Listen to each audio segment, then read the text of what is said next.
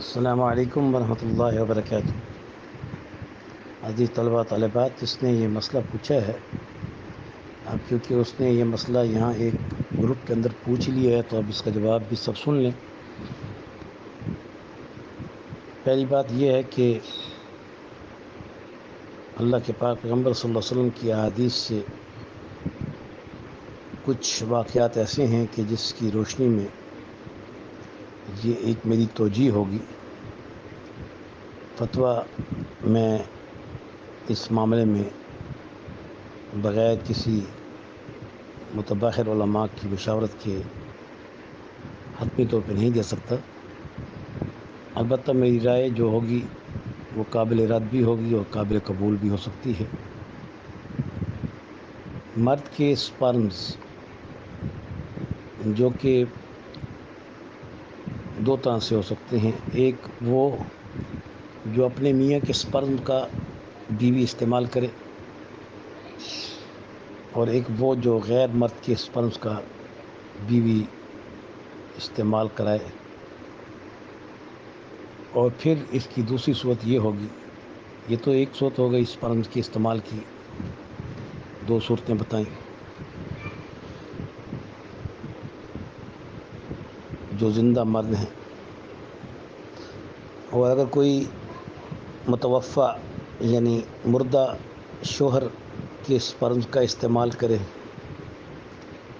اور کوئی زندہ مرد اپنے میاں کے سپرمز کا استعمال کرا کے بچے کو جنم دے، تو ان کے الگ الگ احکامات ہیں۔ احکامات تو میں نہیں کہہ سکتا، ان کے الگ الگ اوپینین اس کے بارے میں ہوں گی۔ جیسے کہ ایک شخص نبی کریم صلی اللہ علیہ وسلم کی خدمت میں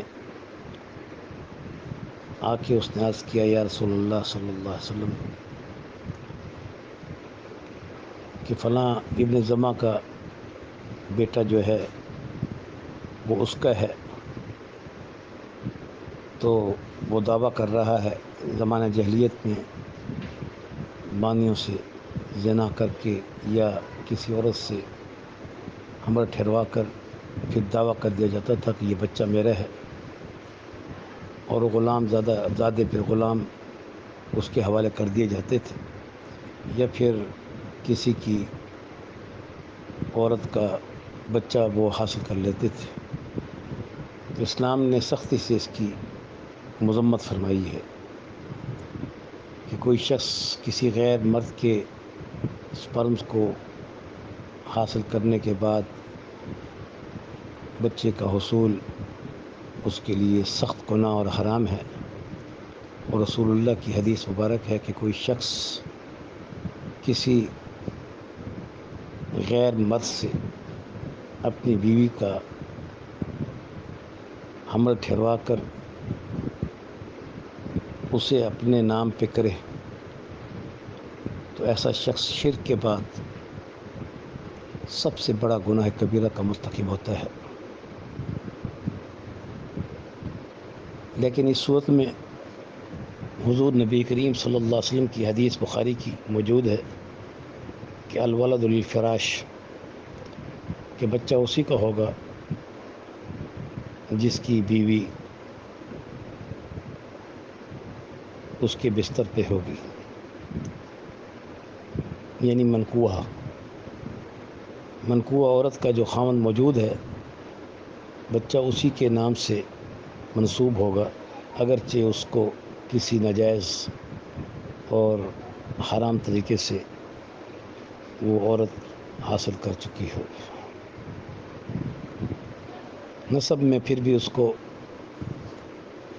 حضور نبی کریم صلی اللہ علیہ وسلم کی حدیث کے تحت الولد للفراش کے تحت، فراش جس بستر کو کہتے ہیں کہ جہاں وہ ہمیشہ اس کے ساتھ رہتی ہے، تو اسی کی نسب سے ہی وہ بچہ ثابت ہوگا۔ اس کو ولد الزنا نہیں کہیں گے، حرام، اس کو حرامی نہیں کہیں گے۔ لیکن اس کی سخت ترین الفاظ میں حضور نبی کریم صلی اللہ علیہ وسلم نے اس پر مذمت بھی کی ہے اور آپ کی احادیث بھی موجود ہیں۔ رہا یہ کہ ایک مردہ خاوند کی سپرم کا استعمال بھی اگرچہ اسی حکم کے تحت الولد للفراش، یہ جو جس کے بستر پر ہے اسی کا بچہ اسی کے نام سے اسی کی خاوند سے منسوب کیا جائے گا، اگرچہ ایسا کرنا شرعاً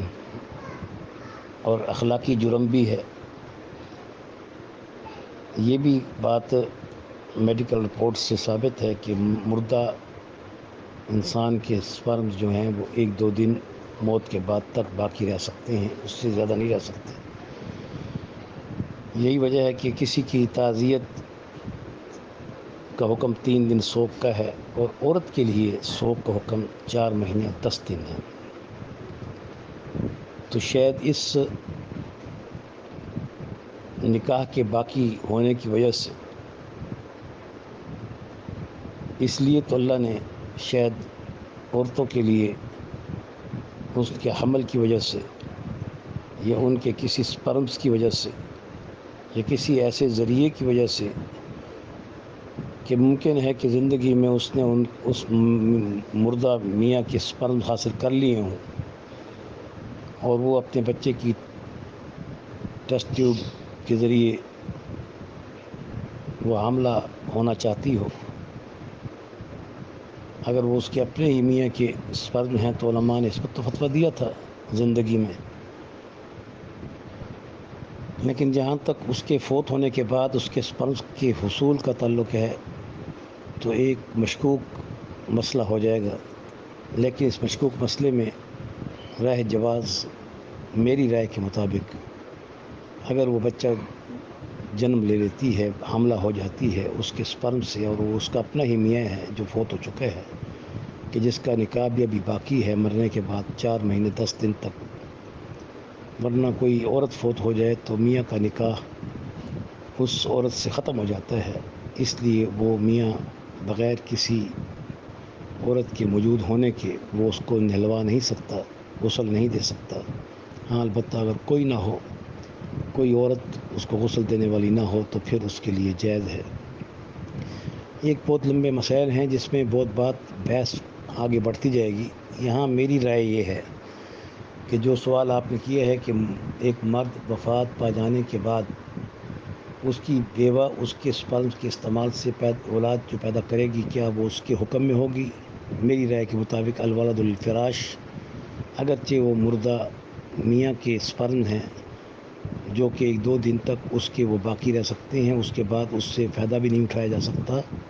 تو اگر اس کی عورت بیوہ نے اس کا استعمال کر لیا ہے تو بچہ اسی کی طرف منسوب کیا جائے گا، کیونکہ عورت عدت بھی گزارنا اس کے لیے شرط ہوتی ہے، اور عدت اس کا وضع حمل بھی ہے، اور عدت اس کی موت کی شکل میں 4 مہینے اور 10 دن بھی ہیں۔ تو میرے ناقص رائے تو کسی کی ہو سکتی ہے، اسلام میں کوئی ناقص رائے نہیں چلتی، وہ رائے چلے گی جو صحیح ہوگی۔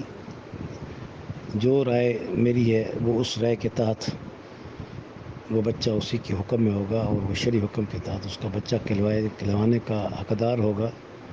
اگرچہ اس عمل کی اور اس امر کی اور اس معاملے کی اور اس طریقے کی شریعت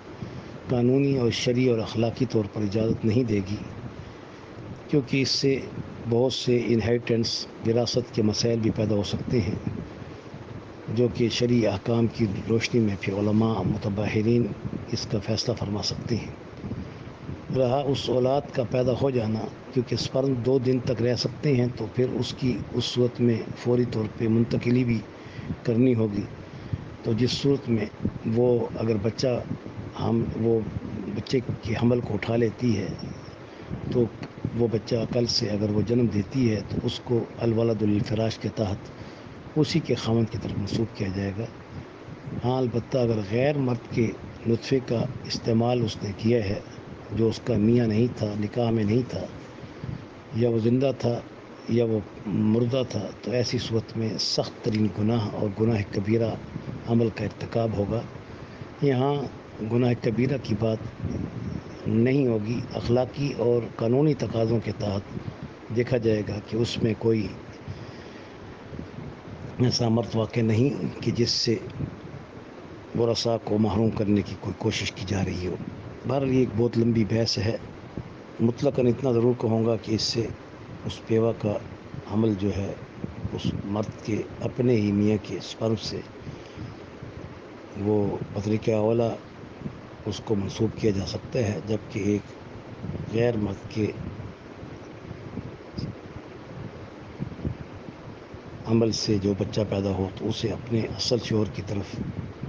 منسوب کیا جاتا ہے۔ اگرچہ سخت ترین گناہ ہے، لیکن یہاں گناہ کی بات بھی نہیں ہو سکتی، کیونکہ یہاں میاں اس کا اپنا ہی منکوح یعنی کہ نکاح شدہ تھا، اور ابھی نکاح بھی اس کا باقی ہے۔ مزید اس کی تشریح کی ابھی ضرورت باقی ہے۔ میں نے جو آپ کو رائے دی ہے احادیث کی روشنی میں دی ہے، میری رائے کو اگر قیاس کے طور پر دیکھا جائے تو وہ درست ہے۔ اللہ تعالیٰ مجھے بھی اور آپ سب کو صحیح معنی میں قرآن و سنت سے رہنمائی حاصل کرنے کی توفیق نصیب فرمائے۔ آپ کا بھائی استاذ مفتی ڈاکٹر امداد اللہ محمود فرید، رئیس دارالفتہ جامعہ مظاہر العلوم، آرے بازار، لاہور کینٹ۔ Mobile number 0313934707 9۔ آگے بھیجنے کی بھی اجازت ہے، کیونکہ اس میں کوئی ایسی بات نہیں ہے۔